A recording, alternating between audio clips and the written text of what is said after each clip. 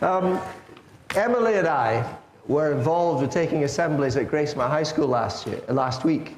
And it was Emily had written the assembly, but there was more than me and Emily involved. Yes, I know. And it was the last week of term, so you can sort of imagine the scene. There are lots of stragglers coming in. It's first thing in the morning, the assembly, and the audience is a wee bit restless, to put it mildly. And so they listened very politely while Emily told them the story of the World War I Christmas truce. And then it was my turn, and I read these words for them. The people walking in darkness have seen a great light. On those living in the land of the shadow of death, a light has dawned. For to us a child is born, to us a son is given, and the government will be on his shoulders, and he will be called Wonderful Counselor, Mighty God, Everlasting Father, Prince of Peace. And by the time I got to that last line, Prince of Peace, it was so quiet, you could have heard a pin drop. Unlike here today, obviously, but you know what I mean. But you just imagine that in this assembly. It was so quiet. And I thought it was just a one-off, but we took the same assembly the following morning. Exactly the same thing happened. It just went quiet. And it got me thinking about the power behind these words. Let's just keep them up, thanks. Power behind these words. And the way God can speak to us through them. And of course, they're very, very familiar. We sort of tend to hear them at this time of year. But they also have hidden depths. They have treasures to be discovered when we take a closer look at what they're saying to us. You leave his truck alone. Yeah, you leave his truck alone. So that's what we're going to do, just very quickly. So the first line, the people walking in darkness have seen a great light. You know, I think we all know what it feels like to walk in darkness, especially at this time of year. And then we know the difference it makes to have a torch or a phone, you know, that can show us the way. But the passage actually takes us deeper in the next line. It says, on those living in the land of the shadow of death, a light has dawned. So this is something a wee bit deeper, because I think death is something that we all feel a bit uncomfortable about.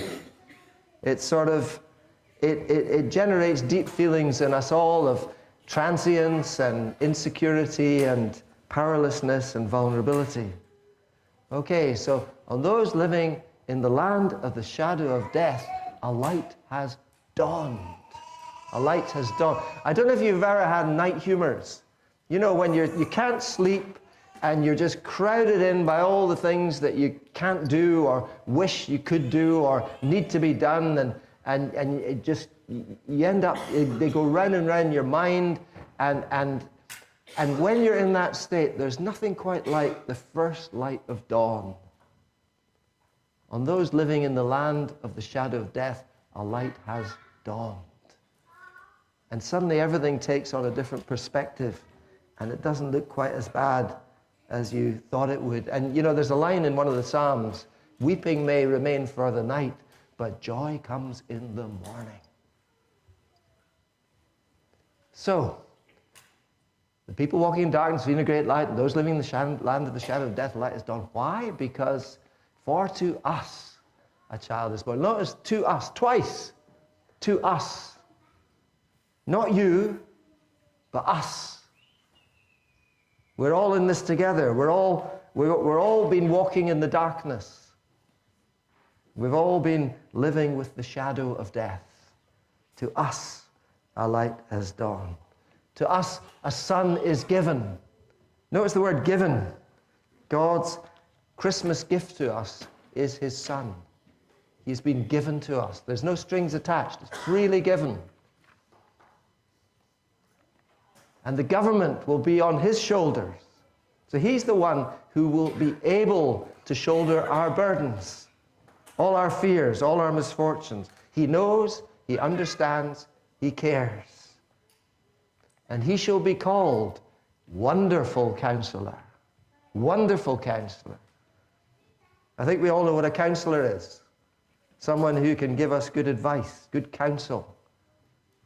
But this person is not just any old counselor. He is a wonderful counselor. His advice can make a real difference. His advice can be just the key we've been looking for to solve what we're up against. And sure enough, when Jesus walked this earth, people just flocked to hear what he had to say. They longed to hear his teaching. They longed to speak to him and hear what counsel he was going to give them. And of course, his word remains with us today. It's here. It's in the pages of the scriptures, and it's mediated to us through his Holy Spirit, because he died, but he rose again, and he's with us still. He's a wonderful counselor. He is a mighty God. I don't have to say too much about that. He's the one for whom all things are possible. And he's already demonstrated this in his time of ministry while on earth. And he is the everlasting Father. You know, the good Father is the Father who's always there for you. The one you can turn to for help. It might be you need a light bulb changed, or it might be you need all your insurance problems solved, or, you know, I mean, that's the good Father. But earthly fathers, here's something, I don't know if you're an earthly father, so it might come as a shock to you to hear that we grow old, you know, and we do what we can, but sometimes what we can do gets less and less as we grow old. But Jesus is the everlasting Father. The everlasting Father. Whatever happens, he will always be there for us. And he is the Prince of Peace. You know, I've heard the phrase, you'd be surprised how much I've heard the phrase panic attack over the last few weeks. And you know what it is when you're having a panic attack? It's usually, you're just overwhelmed. You don't know what you're going to do. You don't know how you're going to do it. You just, I have to also admit that in this last year, I've been verging on panic attacks at the mention of the phrase, the blessed phrase, Presbyterian Mission Plan. That's brought me on quite a few panic attacks.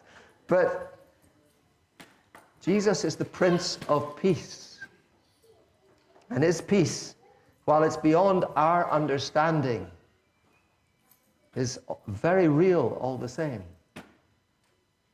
It's that sense that you get that despite all the things, it's like, God's got this. Like, it's going to be okay. I don't know if you know what I mean. You know, you're up against something, but you still think, you know, God's got this for me. It's going to be okay. That's the peace that we're talking about. So, what about you this morning? Final question. Are you worried? Are you stressed? Are you verging on a panic attack? Are you confused? Are you lost? Do you still feel that you are living in that land of shadow? If that's you, listen to these words. The people walking in darkness have seen a great light. On those living in the land of the shadow of death, a light has dawned. For to us a child is born. To us a son is given. And the government will be on his shoulders. And he will be called Wonderful Counselor, Mighty God, Everlasting Father, Prince of